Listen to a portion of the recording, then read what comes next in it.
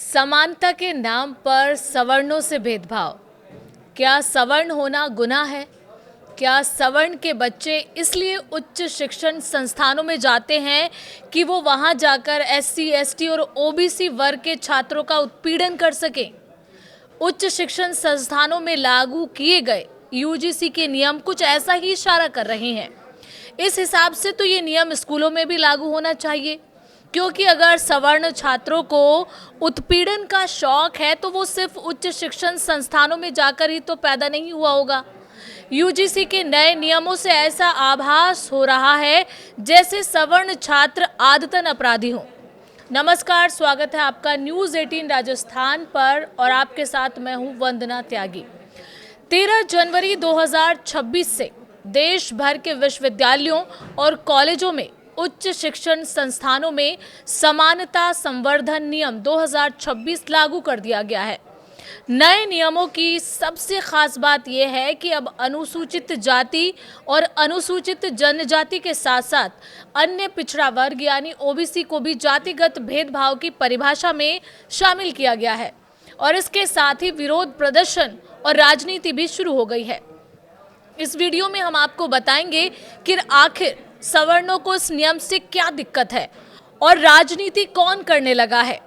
जी हां, यूपी की पूर्व सीएम और बीएसपी प्रमुख मायावती इक्विटी कमेटियों के गठन के लिए यूजीसी के नियमों का समर्थन कर रही हैं। उन्होंने विरोध करने वालों पर ही तंज कसा है। उनका कहना है कि जो विरोध कर रहे हैं वो जातिवादी मानसिकता के हैं। मायावती ने उच्च शिक्षण संस्थानों में समानता संवर्धन नियम 2026 का समर्थन करते हुए कहा है कि भेद मिटाने के लिए जरूरी है। हालांकि सामाजिक तनाव से बचने के लिए उन्होंने व्यापक विचार विमर्श के बाद इसे लागू करने की सलाह दी। बसपा प्रमुख ने कहा कि उनकी पार्टी का मानना है कि ऐसे नियमों को लागू करने से पहले सभी को विश्वास में लिया जाता तो बेहतर होता।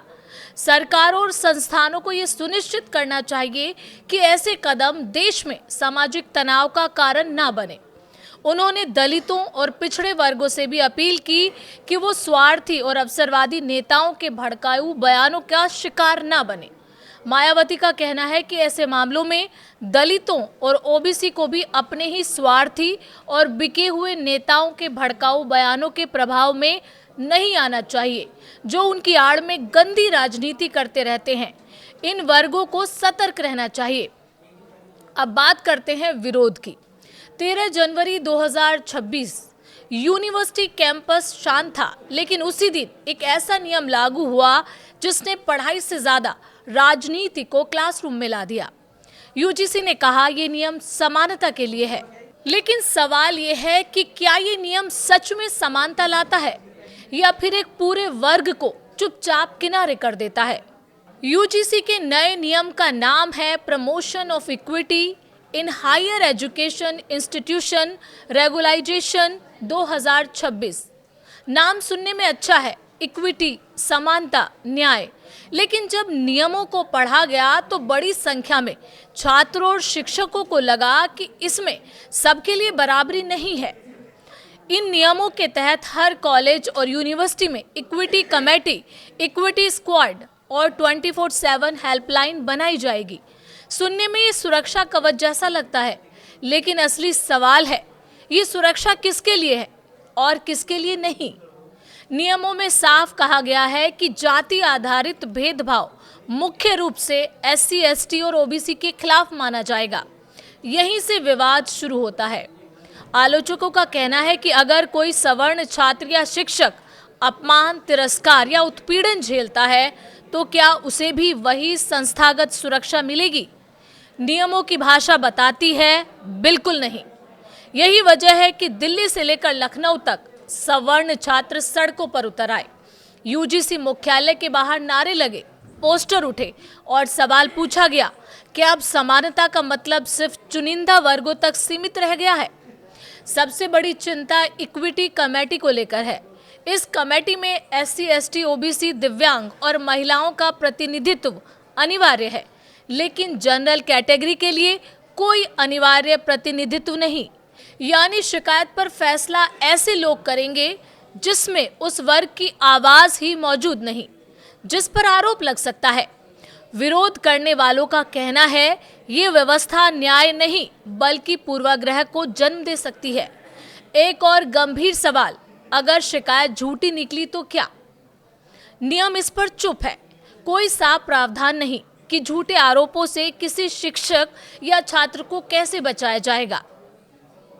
आपको यहाँ एक जानकारी और दे दे कि 2025 में जब इसका ड्राफ्ट आया था तो उसमें झूठी शिकायत को लेकर एक प्रावधान ऐड किया गया, लेकिन जब फाइनल नियम सामने आए तो इसको हटा दिया गया। अब डर ये है कि पढ़ाई का माहौल संवाद का नहीं, डर का बन जाएगा। यूजीसी का तर्क है कि ये नियम रोहित वेमुला और पायल तड़वी जैसे मामलों के बाद जरूरी थे, लेकिन विरोध करने वालों का कहना है कि पुराने अन्याय का समाधान नया अन्याय पैदा करके नहीं किया जा सकता। वहीं शिक्षा मंत्री धर्मेंद्र प्रधान ने कहा कि किसी के साथ अन्याय नहीं होने दिया जाएगा, लेकिन सवाल अब भी वही है, जब नियमों की बुनियाद ही असमान हो तो भरोसा सिर्फ बयानों से कैसे किया जाए? आज की बहस सिर्फ नियमों की नहीं है, ये बहस है क्या सवर्ण होना अब कैंपस में एक कमजोरी बनता जा रहा है? क्या समानता के नाम पर एक नया भेदभाव नहीं खड़ा किया जा रहा? यूजीसी कहता है ये समानता है, लेकिन सवर्णों के नजरिए से देखा जाए तो ये सवर्ण छात्रों के साथ शोषण से ज्यादा कुछ नहीं है। आपको क्या लगता है? आप अपनी राय कमेंट के जरिए जरूर बताएं।